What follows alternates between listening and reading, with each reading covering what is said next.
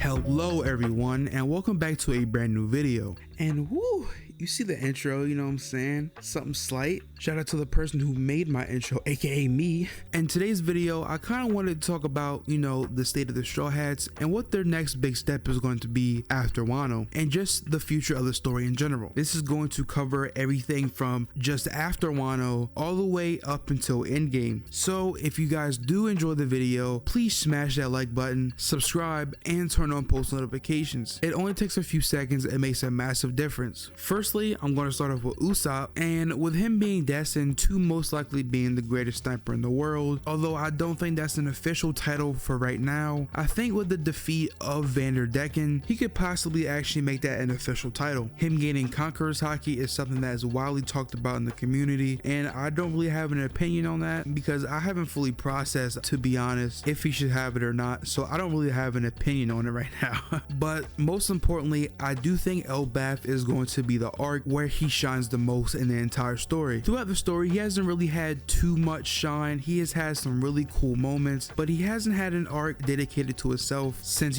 Sur Village, and you can say Water 7 because he had the whole ordeal with Luffy and they fought for the ship. But with some foreshadowing in Enies Lobby, I do think that Usopp could change Elbaf, and I'll explain. In chapter 392, when Saul lands on O'Hara and is talking to Robin, this is something that is widely overlooked. It is confirmed here that Elbaf is full of dangerous giants that aren't the nicest. Now, we've seen really mean giants from antagonist group, but the way this place is spoken about by Saul, it seems like these giants are going to be a different type of evil. He says, "First time you've ever seen a giant?" Robin says, "Yep." He says, "Let me make one thing clear. Don't lump me in with those savages like the Elbaf. They're the most famous, so of course the world believes all giants are like them. There are gentle giants too." Now, we all know that these people are savages. This isn't going to be a territory that they just skip right through without trouble. Now, the higher tier Straw Hats may be able to defend themselves, but for someone like Usopp, Robin, Brook, and stuff like that, they're going to have some issues with this. And we all know that Luffy is Joy Boy, the person that at the end of almost every arc makes the civilians of whatever island they're on smile and joy. They even laugh at times. But I think in this arc specifically, Usopp is going to be the major player in that, since he is heavily linked to Elbaf, wanting to always go there and be a brave warrior of the sea. And I think it'd be really cool if we got some character fleshing out of some of the giants, them saying how they only like brave warriors, and then Usopp by the end of the arc actually showing them that he is that brave warrior that they respect. I think that will be a really cool conclusion to Usopp's dream. The next is Nami, and to be honest, I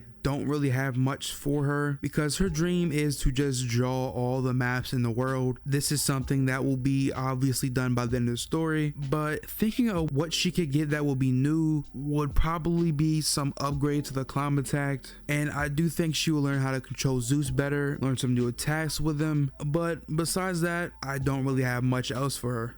Moving on, we have Robin. Now, at the end of Wano, when she does inevitably go to the Poneglyph or tells us as the viewer what is in the Poneglyph in Wano, I think this is going to serve as one of the biggest info dumps in the story we've seen so far. This is a Poneglyph that a Yonko is guarding, and although realistically it is possible that Kaido could be guarding some stupid Poneglyph that doesn't say much, but narratively, if they're going to have such high stakes, I feel like the Poneglyph that they're guarding is going to have something crucial on it. Now, what is on this Poneglyph, I do not know, but the fact that this is going to serve as a huge stepping stone for them being able to go to Raftel, I think it's safe to say that this could potentially be insane. Regarding future arcs, I don't really see much else she can do besides a potential Black Bear crew matchup, but I haven't really figured out which members she would fight. It could be Katarina Devon or someone else. Moving on, we are going to Chopper.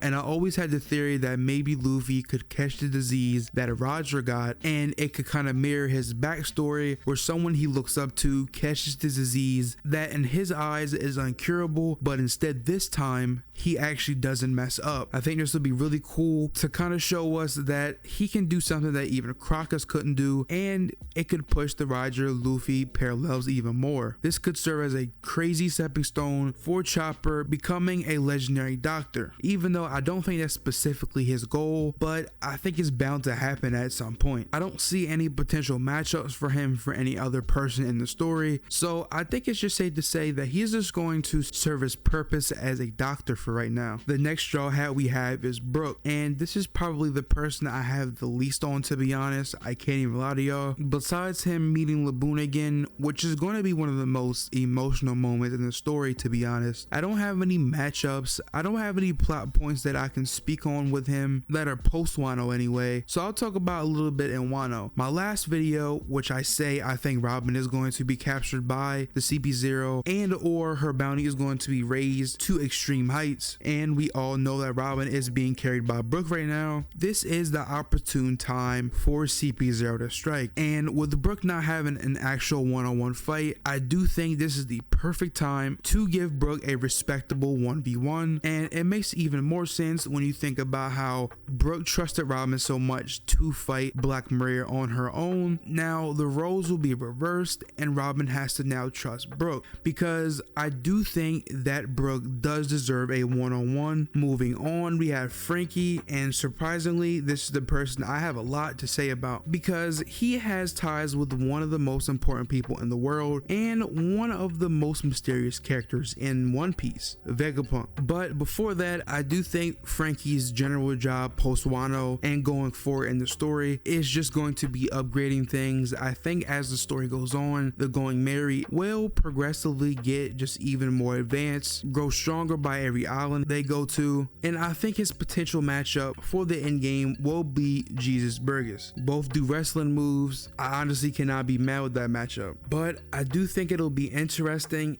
if Franky meets Vegapunk, and I would absolutely love for even a few panels of them just talking to each other. Franky even mentioning how he went to his home island and he admires him and everything he did. And when Franky blew up Vegapunk's office, if I'm remembering correctly, in the speech bubbles it said that this was an event that is going to be remembered, and maybe Vegapunk even heard about it. This interaction is something that I would pay to see every time. Moving on, we have Jinbe, and again, not much to say, but I do think his matchup may be the giant on Blackbeard's crew, and I just remembered that he has a giant fruit or something like that, so it could be Usopp's matchup, but I'm still half betting on it being Jinbe's matchup. And there's not much I can talk about Jinbe post Wano and in future arcs. I just think he's going to continue to be an OG, he's going to continue to be a helmsman, and he's going to continue to be a guiding figure for some of the Straw Hats. Now moving on to Sanji. And with Sanji, I don't see too much he can do besides obviously all the stuff he does do, you know, like saving some of the Straw Hats, coming in clutch. But for the Blackbeard matchup, I have a little spicy take. And this is something that I have kind of fought for and people have gotten on me about, but I think him versus Luffy will be a really cool matchup. People think, oh, Luffy is weak, but I have a feeling he is going to be really strong because his overall confidence around people in the Navy and him being able to phase through objects, to me, his matchup is either Sanji or Brook. In the final war, if they are, you know, fighting Marines, I do have him versus Green Bull because it just seems like a perfect matchup to me. Yeah, because Zoro kicks and everything, but I feel like Green Bull is much more fitting because we don't know how he fights right now. He kind of seems to be a little horn dog, and he hasn't eaten in like 3 years or something like that. Now we go on to Zoro, the GOAT. I think he is going to be out of commission during Elbaf, which means he is going to come out of Wano at an insane strength level. When you think about it, his next fight is going to be Shiryu, one of the Marines, and then Mihawk. So that will mean that he is going to be close to that level coming out of Wano. He has to be kind of for story's sake, right? If he already comes out of Wano, that strength level, he does things to prove that he is that strength level, then Oda doesn't have to write in a power creep later on. Someone did mention again that Shanks could be an Elbaf, and I started to not like that idea at first, but then I was like,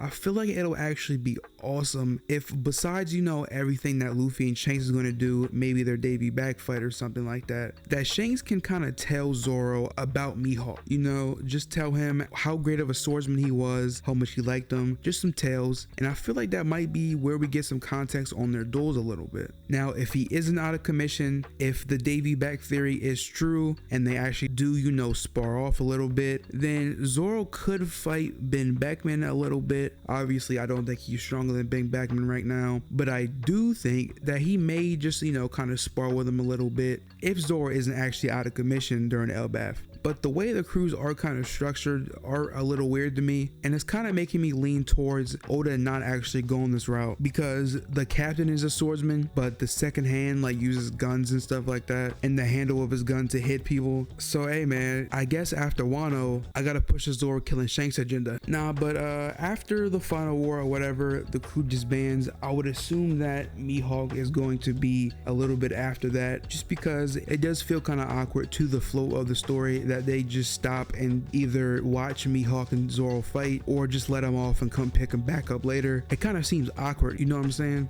I forgot to mention this, but I do think Zoro is going to learn how to use his advanced conquerors that he apparently used versus Kaido. I think he's going to learn how to control that and how to actually use it on command. I kind of forgot to mention this all around, but the Straw Hats that I previously named are obviously going to, you know, get stronger, get upgrades as they go. I just didn't want to mention them unless it was something actually new to their kit. And moving on to Monkey D. Luffy, there is a lot to unpack here, so I'll try to get through it as fast as possible. In Elbaf, it's possible he may spar up against Shanks. I think he may achieve a new form, even if it isn't like Gear 5 or anything. I think he may achieve a new form that uses Conqueror's Haki instead of Armament Haki. It may actually look the same as, you know, Gear 4 or Snake Man. I'm not sure what the form will actually look like, but I do think he will start using Conqueror's coding instead of Armament Haki to code his body. I do have him somehow beating Blackbeard by himself. Some people have mentioned that Kobe may jump in, but I honestly don't think he will be strong enough to fight Blackbeard by the time he actually gets there. But that all to me depends on how the Boa and Kobe exchange goes, because he could wax the floor with her, which is not really possible at all, I feel like. But if it does happen, then I will rank Kobe a lot higher than I do now, because when you actually think about it, if there isn't another time skip, Luffy is going to be the Pirate Gang in like a few weeks, right? In like actual One Piece time, because the last like 40 chapters have only been a couple hours in One Piece time, I think, because this whole raid is supposed to be over by the morning or the dawn or dusk, whatever it's called. And just in general, coming back from the time skip, it hasn't been that long, to be honest. Moving back to Luffy in the actual final war, I do have him fighting Akainu with maybe some slight Sabo involved, but I'm not sure on Sabo too much. Another possible matchup he can take on before becoming the Pirate King is maybe a rematch with Lucci. I think that would be really cool, although the Stampede movie did kind of give me hope that Lucci would fight Sabo, which is something I always dreamed of. I think that would just be a really cool clash, since, you know, their fighting styles just are cool, and a clash of that would just be spectacular. I do think it is possible that Big Mom is going to Elbaf, and Luffy's first one-on-one versus a Yonko with no help could be Elbaf versus Big Mom. There's so much stuff that could possibly go down in Elbaf, and I'll include this because I was just talking about it on stream last night, but Shiki said he would come back in 20 years, and it's been 20 years. So I was speculating that Shiki could come back in Elbaf, and he could be the perfect person for Luffy to fight to bridge the gap between where he's going to be in the Wano and Yonko level. Shiki will theoretically be in that, you know, kind of old man trio level, the Rayleigh, Garps, and Goku level. That is right below, you know, the Admirals, the Yonkos. That is right there. So beating Shiki could be the thing to bridge that gap. I think I covered just about everything with Luffy. Let me know in the comments if I missed anything and just your overall thoughts on the video. If you made it this far, I would really appreciate it if you liked the video, subscribe, and turn on post notifications. And until next time, peace.